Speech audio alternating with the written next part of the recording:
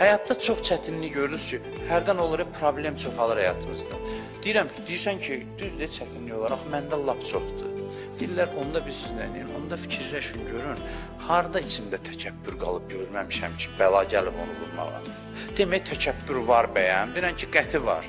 Amma hardadır, hansı hissədədir ki, onu göz yummuşam, görməmişəm, üzə çıxardasan, insan onu üzə çıxartsın. Deməli, namaz mənim təkəbbürümün öhdəsindən gəlmədi ki, Allah növbə-növ problemlər çıxartdı mənim qarşıma. Mənəm çox pis şeydir.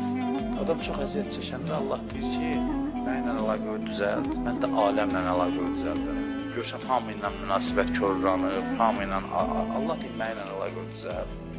Mənlə əlaqə nədir? Səcdədir, ibadətdir, namazdır. Namazın ən mühüm hissəsi səcdədir. Bir qədər uzat, təkəbbürünü sındır, rahat yaşayacaqsın.